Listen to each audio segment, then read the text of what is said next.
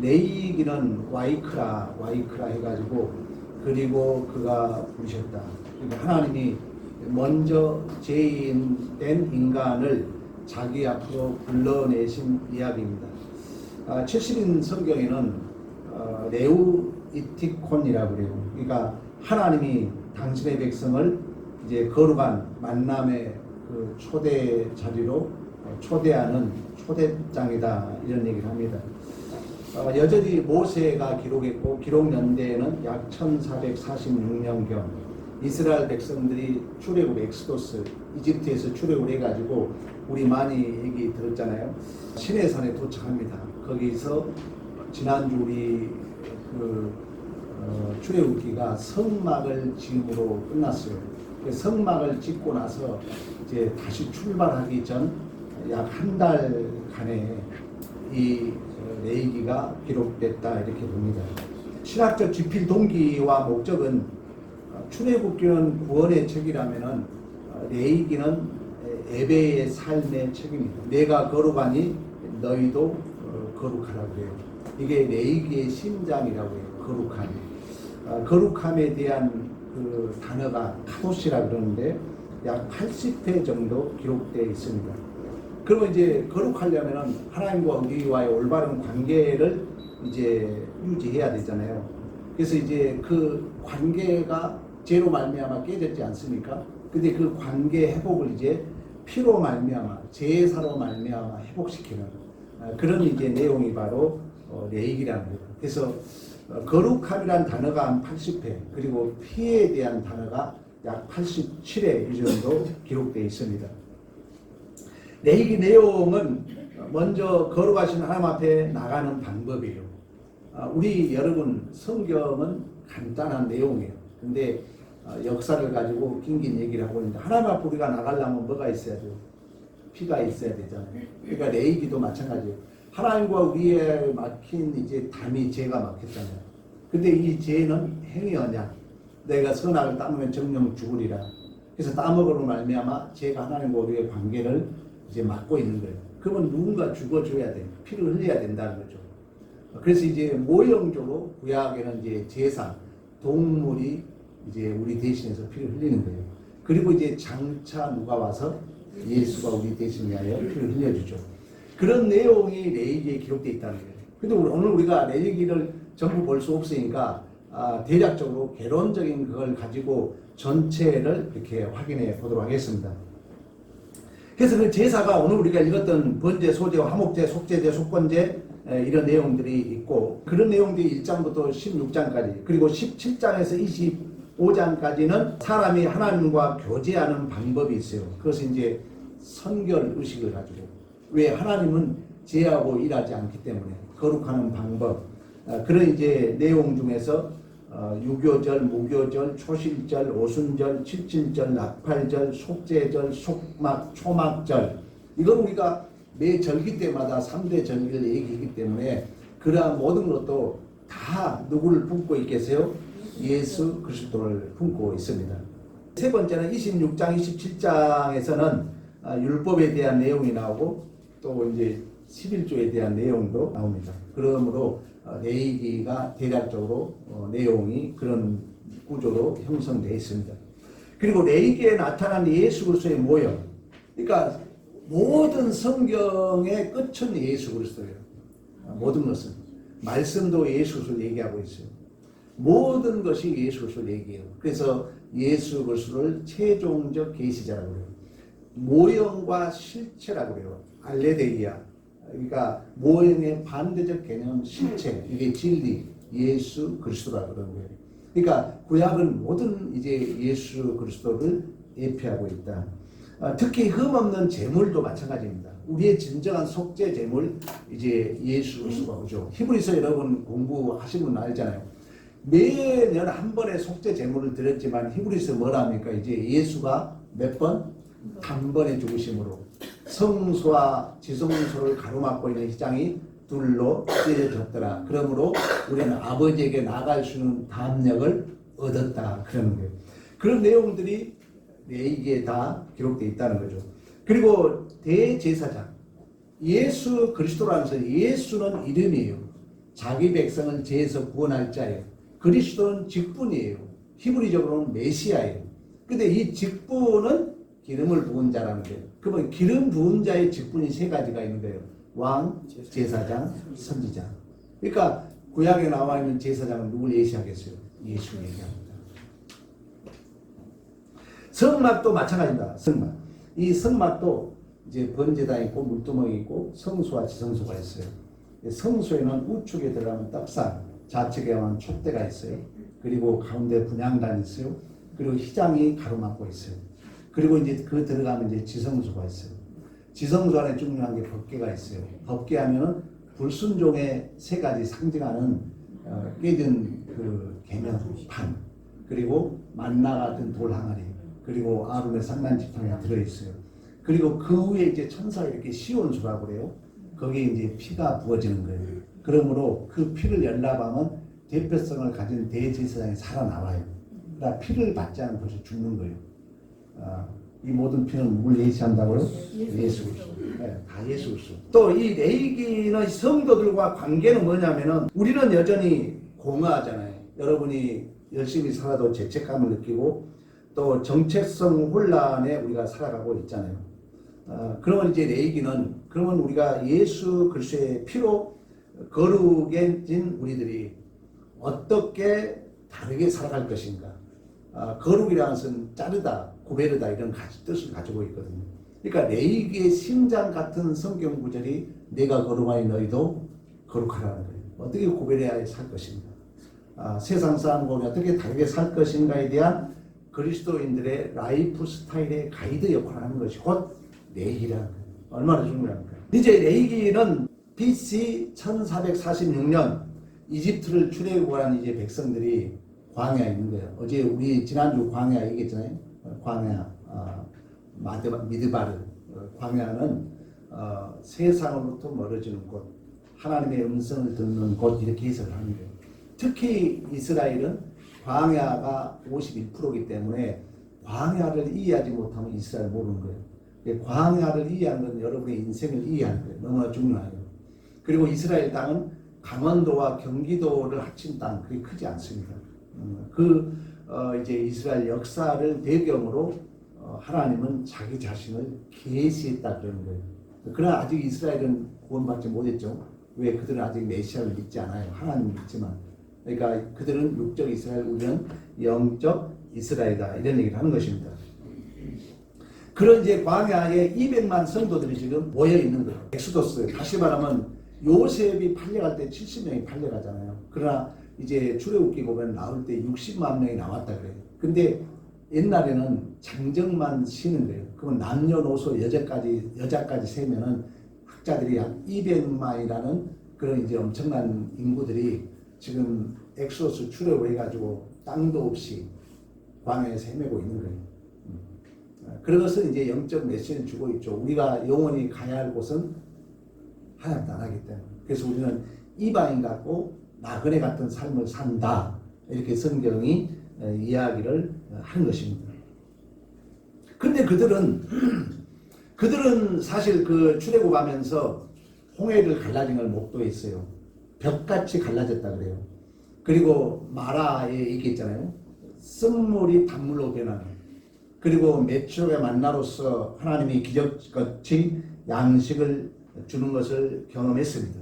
그럼에도 불구하고 우리도 마찬가지로 우리 얘기하고 있다니까. 우리가 하나님을 믿는다 하지만 평생 우리는 죄의 종으로 살았어요. 죄의 종이라는 뭐냐면은 쉽게 말하면 여러분의 자존심이 우상이야. 여러분 기분 나쁘잖아요. 뭐 때문에? 내 자존심 때문에. 또 우리는 내 옳고 그름이 우상이야. 내 옳은 거 틀렸다는 거예요. 내 마음에 안 든다는 거예요. 거기에 내가 종돼가지고 기분 나빠하는 거예요. 그걸 성경은 죄의 종이라고 그래요. 그걸 성경은 지옥의 삶이라고 그래요. 그리고 내가 돈, 권세 이런 거에 내가 딱 정해놓고 거기에 내가 올무가 돼 있는 거예요. 그런 데서 이제 엑소더 출애굽이 구원이라는 거예요. 그 구원의 방법은 뭐라고 그래? 내가 죽었다는 거예요. 죄에 대해서 죽었다. 자존심에 대해서 죽었다. 우리 세례 엊그제 받으셨잖아요. 세례 여러분 받으신 분은 내 성질 날 때마다 나 세례 받았지. 우리 목사님이 그랬지. 세례는 나 죽은 거라 그랬지. 나 다시 태어났다 그랬지. 자꾸 이런 걸 여러분들이 고백해야 돼. 그러면 내 존재가 변하게 될 줄로 믿습니다. 그러다 보니까 이 죄의 본성이 있기 때문에 그들은 결국은 우상을 섬깁니다. 또 금송아지를 만들어요. 하나님을 믿는 게 아니라 우리가 만든 신, 이게 우상이에요.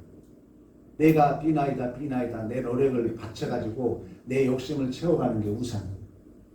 의연적으로 우리가 예수를 믿는다 하지만 그런 오류에 빠질 수 있다는 거예요. 그럼에도 불구하고 성경은 항상 역전의 드라마예요.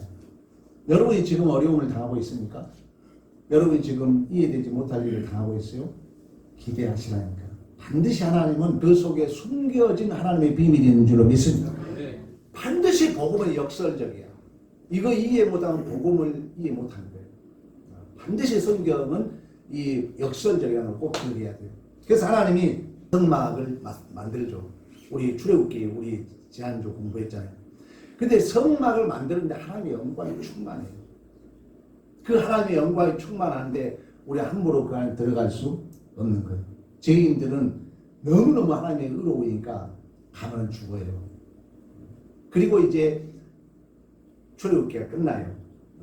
영광이 충만해서 무엇에도 들어가지 못했더라 하면서 출애굽기 4장이 끝나. 그리고 이제 내이기가 시작되는 거예요. 그런 이제 하나님과 우리의 죄와 담이 완전히 가로막혀가지고 도저히 하나님 앞에 갈 수가 없는 거예요. 누가 져야지? 누가 져야 돼? 하나님이 져야 돼요. 하나님이 그래 너는 도저히 올 수 없어. 그렇지. 그래서 이제 하나님이 친히 다시금 올 수 있는 방법을 만들어준 게 내기라는 거예요. 그게 제사야. 그게 장차 누구라고요? 예수잖아. 우리 하나님을 도저히 갈 수 없는 우리들을 하나님이 대신 피를 흘려서 하나님과 우리와 화평케 하신 줄로 믿습니다. 그래서 하나님이 눈물을 머금고 그렇게 말해도 말듣지 않는 이스라엘에 대한 얘기를 여러분 설명했잖아요. 너가 나와 싸워서 이긴 자다. 그건 자식 앞에 져줄 수 있는 자는 유일하게 누구밖에 없는 거예요? 아버지밖에 없다는 거예요. 그래서 이스라엘에 여러 가지 의미가 있겠지만 너는 내 아들이다. 나는 너에게 져줄 수 있어. 지난주 설교 기억나요? 스스로 계신 하나님이라는 거예요. 나는 너의 필요한 하나님이야. 너가 무엇이 필요할 때 응답하신 하나님이에요. 왜? 그분은 우리의 아버지이기 때문에. 그리고 우리가 구원을 받는다는 것은 하나님의 자녀로 우리가 출생하는 것이고 우리의 관계가 하나님과 깨졌던 관계가 예수의 피로 회복되는 줄로 믿습니다. 하나님과 우리의 도저히 만날 수 없는 그런 죄의 담이 가로막혔는데 어떻게 하면 우리들 다시 만날 수 있는가의 설계 도면 초점장이 오늘 보는 뭐라고요? 내일이라는 거예요. 또 성경 전체가 그렇다는 거예요. 그래서 하나님은 죄인들에게 하나님은 여러분 절대 여러분들에게 너 뭐 해가지고 와라. 교회에서 이렇게 하라는 이유는 여러분들에게 더 복받으라는 거예요. 우리가 하나님 앞에 헌신하고 하나님 앞에 순종할 수 있는 것은 이미 우리 주님이 순종했기 때문에 내가 그 열매로 순종하는 거예요. 그래서 하나님이 이처럼 우리와 하나님 관계가 깨졌는데 너가 어떻게 그럼 한번 방법을 찾아봐라. 너는 너가 잘못을 했기 때문에 너가 책임져. 너가 좀 문제 좀 해결해 와. 이런 숙제를 주신 분이 아니라는 거예요. 아멘. 하나님이 스스로 우리의 구원의 그 방법, 시스템을 설계하신 분이 우리 하나님이신 줄로 믿습니다. 아멘. 그게 바로 오늘 본문에 읽었던 첫 번째 바로 5가지 제사예요. 너하고 나하고 가로막힌 담으로 말미암아 너가 나를 찾아올 수 없고 내가 너를 만날 수 없어. 너에게 어떤 문제가 없어. 너가 뭘 해가지고 오라는 말이 아니야. 하나님이 그 하나님과 우리의 관계를 맺을 수 있도록 하나의 시스템, 하나의 예수로서 만날 수 있는 퍼즐이 바로 오늘 5가지 제사라는 것입니다. 번제, 소제, 화목제, 속죄제, 속건제. 근데 실질적으로 보면은 여러분이 성경을 보면은 이 제사를 통해서 하나님 앞에 갈 수 있게 해줬지만 말라기 보면은 백성들이 제사를 저대로 드리려 못 드려요. 못 드리는 거예요. 하나님 앞에 드리라 했더니 처음에는 드린 척 하다가 나중에 묵는 거 가져와. 저는 거 가져와. 병든 거 가져와. 하나님 앞에 드린다 하면서 서서히 이제 마음이 타락해가지고 먹다 남은 거 쉽게 먹어요. 성경 역사에 봅니다. 그래서 누가 와요? 예수가 옵니다. 다 모형으로 그려주고 있습니다. 그리고 이제 레위기 16장에 가면은 대속죄일이 있어요. 속죄일. 다 지금 레위기 이야기입니다. 대속죄일은 이제 대제사장이 이스라엘 백성들을 이제 속죄시키는 그런 행사가 있어요. 그때는 염소 2마리를 끌고 옵니다. 그 염소 2마리를 끌고 와가지고 영문 밖에서 죽이는 거예요. 영문 밖에서 죽여가지고 모든 것을 여기서 태우고 피를 가지고 아까 얘기했던 것처럼 이 휘장은 죄를 상징해요. 그 안에 지성소 아까 얘기했죠. 속죄소가 있는데 거기에 피를 부어요. 그리고 염소 1마리는 광야로 보냅니다. 그 말은 뭐냐면은 그 염소 1마리는 우리의 진정한 속죄 제물이 되었음을 말씀해주고 있고 내 죄를 전가해서 광야에 보낸 그 염소는 테텔레스타이 다시 나는 너에 대해서 너 잘했다 뭐했다 너의 죄를 묻겠다 안 묻겠다 안 묻겠다. 물론 우리가 살다 보면은 왜 그랬냐 이럴 수 있어요. 하나님은 여러분 아까 우리 찬양했던 것처럼 하나님은 은혜로우시고 하나님은 한 번도 너 왜 이랬냐 묻지 않습니다. 왜? 우리의 하나님 형편을 아시기 때문에 아무리 내가 잘못했다 할지라도 하나님은 나를 기다리고 계신 거예요. 내 죄를 묻기 전에 하나님은 지금도 그 빗나간 탕자를 눈 빠져라 기다리고 그를 맞이하면 아버지도 돌에 맞아 죽어야 돼요. 왜? 죄인을 영접했기 때문에. 그런데 그 아버지는 그 아들을 껴안고 살찐 송아지를 잡아서 잔치를 베풀고 좋은 옷을 입히고 신발을 신겨주고 가락지를 끼워주시죠. 우리 하나님의 아버지인 줄로 믿습니다. 멋쟁이 하나님. 그런 하나님을 여러분 우리는 아버지로 믿고 삽니다. 그래서 여러분들이 좀 어쩌는 일이 있어도 공원사님 나한테 맨날 목사님 어깨 쭉 펴세요 힘내라고 한 것처럼 우리는 어떤 어려움이 있어도 꼭 여러분이 역설의 복음을 알아야 돼요. 하나님이 이 고난을 통해서 이 어려움을 통해서 나에게 어떤 복을 주려고 할까 이런 기대감을 가지면 믿음대로 될 줄로 믿습니다. 믿음대로 되는 거예요. 믿음대로 성령이 역사해가지고 반드시 하나님 우리의 기대를 실망시키지 아니합니다. 문제는 뭐냐? 믿음의 문제라는 거예요. 이제 이처럼 하나님은 우리에게 도저히 우리 스스로 하나님을 찾아갈 수 없는 우리들에게 이러한 제사법을 통해서 만나게 하시고 또 하나님은 제사장을 세우시고 그 제사법을 알려주시고 하나님이 그 우리의 하나님이 제사장을 만들어주시고 하나님이 제사할 수 있는 방법을 만들어주시고 하나님의 불로 그곳에 응답하신 줄로 믿습니다. 8장에 가면은 아론의 가문에게 이제 대제사장 직분을 줘요. 그리고 제사 드리는 방법을 가르쳐주고 아론이 7일 동안 성별의 기간을 갖고 8일째 때 제사를 드립니다. 여러분 8일째 큰 날 알잖아요. 우리는 그게 바로 안식 후 첫날이라고 말씀했던 것처럼 그리고 하나님의 불이 임해서 그 제사를 받아들여요. 그러나 여러분들이 아시겠지만 10장에 가면은 아론의 두 아들 나답과 아비후가 다른 데서 불을 가져요. 하나님의 방법대로 제사를 드리지 않습니다. 그때 불이 임해서 그들을 삼켜버려요.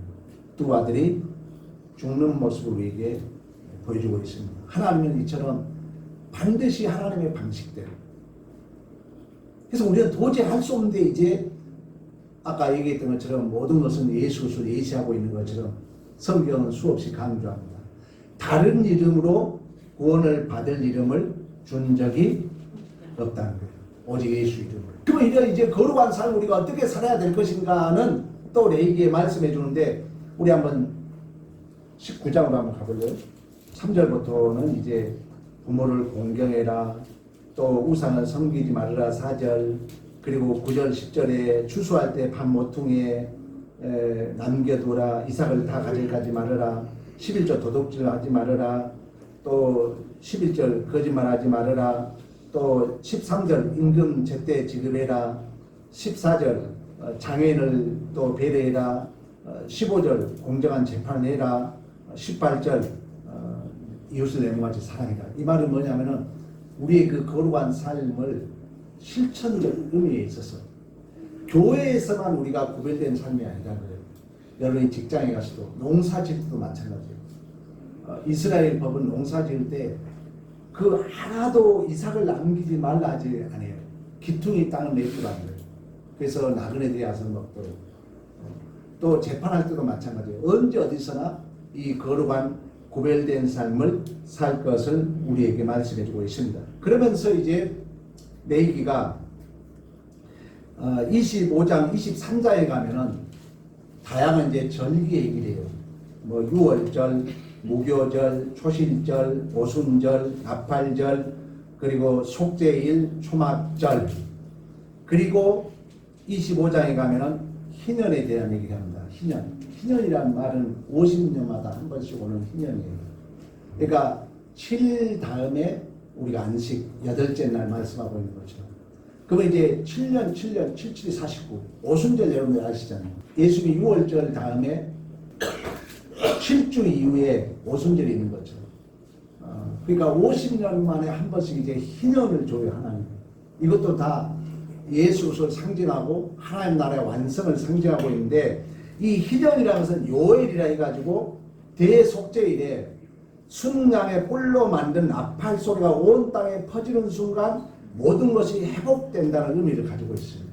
그러면 진정한 그 희년의 소식은 누구 오심이요? 예수의 오심으로 성취되었죠. 그래서 이 희년에는 모든 빛이 탕감을 받습니다. 그리고 모든 가족이 종들이 자기 부모 가족 품으로 돌아가요. 그리고 모든 소유권이 원래 주인 하나님에게 이제 기속되는 그런 뜻을 가지고 있는 게 바로 희년입니다. 희년.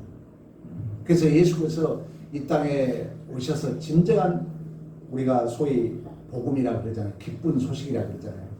예수께서 이 땅에 오심으로 말미암아 그 기쁜 소식을 인해서 우리가 죄의 종에서 자유를 누리고, 또 우리가 죄의 값을 우리가 탕감받았고, 또 모든 소유권이 하나님에게 이제 돌아가는 거예요. 이제 그런 의미에서 레위기가 끝날 때 이런 얘기를 합니다. 27장으로 가봅니다. 27장 30절부터 제가 보겠습니다. 그리고 그 땅의 10분의 1 곧 땅의 곡식이나 나무 열매 10분의 1 여호와의 것이다. 여호와의 성품이라. 그러면서 또 만일 어떤 사람이 그 11조를 보면 그것에 5분의 1 다할 것이요 모든 소나 양의 11조를 목적지 지팡이 하려 통과하는 것의 10번째 것마다 여호와의 성물이 되리라. 자, 여기 봐봐요. 11조는 대표성 원조예요.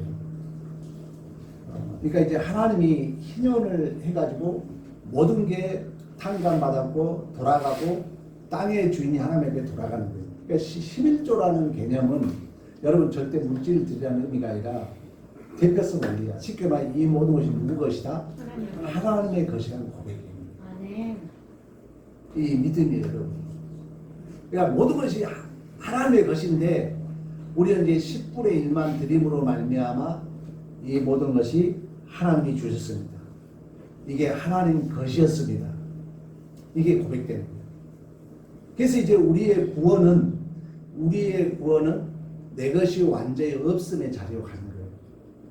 여러분이 이 땅에서 자유를 못 누린 것도 엄밀히 말하면 그것이 누구 것입니까? 내가 기쁨을 못 누리는 이유는 그것이 누구 것이니까? 내 것이니까. 여러분 돈 여러분 많이 합니다. 건강 여러분께 합니다. 자녀 여러분께 합니다. 걱정하지 마. 하나님의 것이요. 거기에 진정한 우리의 구원이 있다는 것입니다. 그래서 레이기가 결국 하나님 앞에 이런 재물이 들어주고 예수 그리스도 오시면 뭡니까? 내 아이에 대해서 죽었다는 거예요. 그리고 다시 우리가 태어난 거예요. 모든 게 은혜라는 거예요. 내가 만든 게 하나도 없다는 거예요. 이 신앙 고백으로 이제 레이기가 끝을 마무리합니다. 사랑하는 성도 여러분, 하나님은 죄로 막힌 우리의 인생을 예수 그리스도로 말미암아 깨끗게 하셨습니다. 그리고 성령이 지금도 우리 안에서 새 제품처럼 예수 닮은 자로 우리를 만들어 가신 줄로 믿습니다. 그 성령이 오늘도 여러분들을 그리스도께서 이루신 그 구원의 완성을 내 안에 구체화 실체화하기 위하여 하나님은 우리에게 말씀을 주셨고 성령이 우리를 도와주십니다. 우리 곁에서 생각나게 하고 기억나게 하고 가르쳐 주신 줄로 믿습니다. 그렇다면 여러분이 이제 말씀을 듣고 내일 아침 하나님 오늘도 제 인생의 관리자의 권한을 주님께 드립니다. 내가 책임지니까 근심이 있는 거예요. 내가 모든 걸 하려니까 염려가 있는 거죠. 하나님이 해 가십니다. 그래서 여러분들이 아침마다 눈 뜨면 하나님 오늘도 내 인생의 관리자가 하나님이십니다.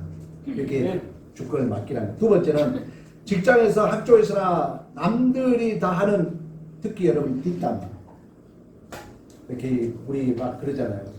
남 행복이 좋아하고 그리고 거룩하지 못한 편법 이런 것을 여러분들이 거절하면서 내게 가장 중요한 것은 거룩함이다.